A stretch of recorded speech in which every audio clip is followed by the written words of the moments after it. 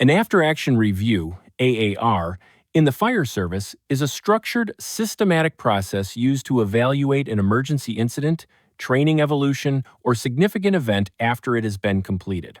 The primary purpose of an AAR is to identify what happened, why it happened, and how performance can be improved in the future. AARs are not intended to assign blame or discipline personnel. Instead, they focus on organizational learning, improving decision-making, enhancing safety, and strengthening operational effectiveness. In modern fire service leadership, AARs are considered a critical component of professional development, risk management, and continuous operational improvement. One of the main purposes of an AAR is to improve how fire departments operate on emergency incidents. By reviewing tactical decisions, resource deployment, communication effectiveness, and command presence, departments can identify both strengths and areas needing improvement. This allows agencies to refine their standard operating procedures, SOPs, and standard operating guidelines, SOGs. This process allows departments to convert real incidents into learning opportunities rather than letting valuable experience go undocumented. Safety is one of the most important reasons for conducting AARs. Reviewing near misses, injuries, close calls, and safety concerns helps departments identify hazards and prevent future incidents. AAR safety discussions often examine risk versus benefit decision-making, accountability practices, Mayday recognition and response, crew integrity, hazard recognition, and situational awareness breakdowns.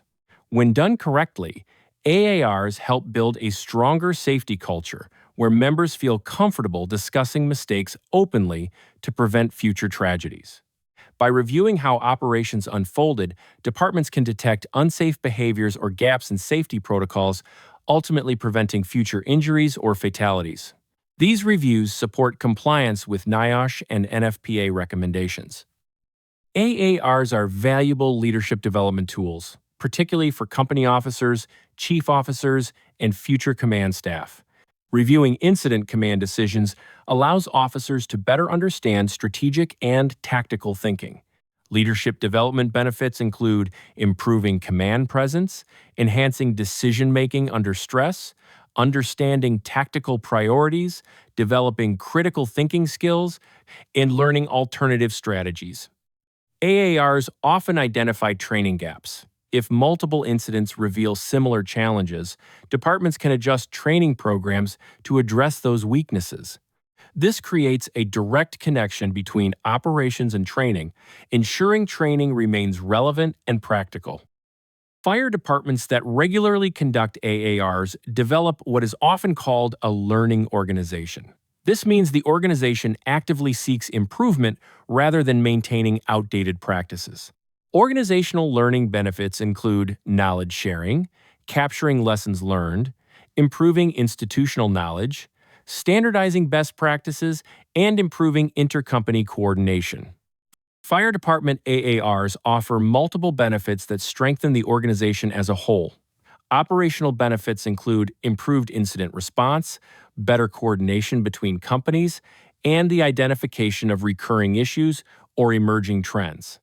AARs provide a mechanism to align tactics with strategy, refine command and control, and enhance interoperability with mutual aid agencies. A properly conducted AAR focuses on performance improvement rather than personal criticism.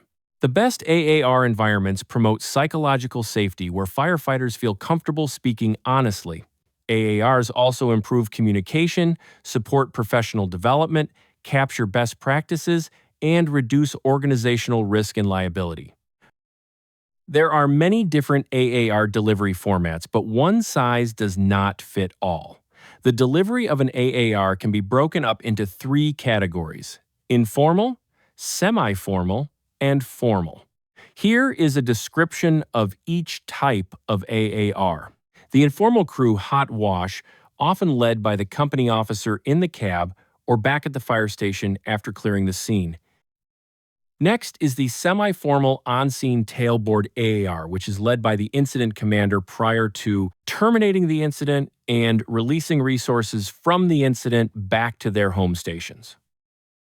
Last is the formal post-incident AAR, which is presented days or sometimes longer, depending on the complexity of the incident, after the event by the incident commander or team of commanding officers with a presentation or detailed written report of the events that occurred so others may learn from the experience. Most effective AARs answer four basic questions. What was expected to happen? What actually happened? Why did it happen? What can we do better next time? Additional best practices include conducting reviews soon after the incident, including all involved personnel, focusing on facts, documenting lessons learned, and sharing lessons department-wide. Set your AAR up for success with consistent and clearly communicated ground rules. Allow only honest, respectful, and factual communication. Establish a circle of trust. Anyone who wishes to speak shall be encouraged to do so, regardless of rank, and without retribution. Involve as many of the crews as possible who were assigned to the incident, not just the officers of those crews. Keep it concise, objective, and with a training objective in mind. After-action reviews are one of the most powerful tools available to fire service organizations for improving performance, enhancing safety, and developing leaders. When conducted properly, AARs transform everyday incidents into valuable learning experiences that strengthen both individuals and the organization. They provide an honest, structured, and non-punitive environment for reflection and improvement. By analyzing actions, decisions, and outcomes, AARs help build safer and more effective fireground operations. Fire departments that embrace AARs as part of their culture position themselves to become more adaptive, professional, and effective in managing the complex emergencies they face. When done consistently, they strengthen operational performance, enhance command and control, and build a resilient organizational culture dedicated to continuous improvement. Here is an example of an after-action review from a residential structure fire incident.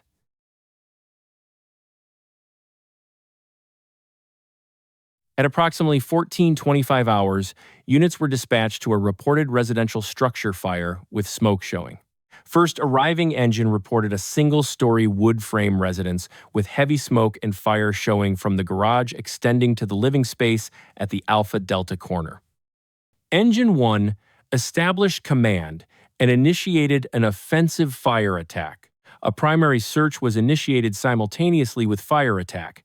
Fire involved the garage, one vehicle, and extended into the attic space of the residence. The fire was brought under control within approximately 20 minutes. Command was transferred to the battalion chief upon arrival. The incident remained in offensive strategy throughout the event. Strong initial size-up from the first arriving company officer helped incoming units understand the strategy and priorities. Good crew coordination was observed with multiple hose lines deployed and coordinated search operations. Command transfer from the engine officer to the battalion chief was smooth and included a complete briefing. Risk management practices were appropriate and consistent with accepted fireground risk principles. Radio communication discipline could be improved by limiting unnecessary transmissions and reinforcing CAN reports. Accountability checks should occur at tactical benchmarks such as knockdown and primary search completion. Proper hose line selection for quick water application and mobility, reducing hose line kinks resulting in decreased water flow, and the need to secure a water supply prior to charging multiple hose lines. Truck company functions should be assigned earlier, including ventilation, utilities, and forcible entry responsibilities. Positive safety practices included full PPE compliance, crew integrity, and strong situational awareness. Minor safety concerns included early accountability tracking and radio congestion. Continued emphasis on accountability and emergency radio traffic priorities is recommended. Discussion on the importance of the 360 to gain valuable situational awareness for the incident. Recommended training includes initial hose line selection and deployment, coordinated fire attack drills, search coordination exercises, radio communication discipline, and command simulations. Officer development should include strategy, selection training, and command decision exercises. Chief officer training should focus on command expansion and resource tracking. Early command presence establishes operational control. Clear size-ups improve effectiveness, coordinated tactics reduce fire spread, communication discipline improves safety, early accountability improves firefighter safety. Initial hose line selection should support quick water on the fire. Proper hose line deployment and management will support maximum GPM being applied on the fire.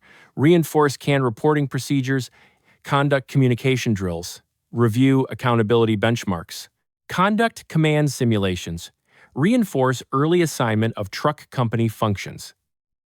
Operational effectiveness was strong, safety performance was strong, command performance was strong, communication and initial hose line deployment showed moderate improvement opportunities.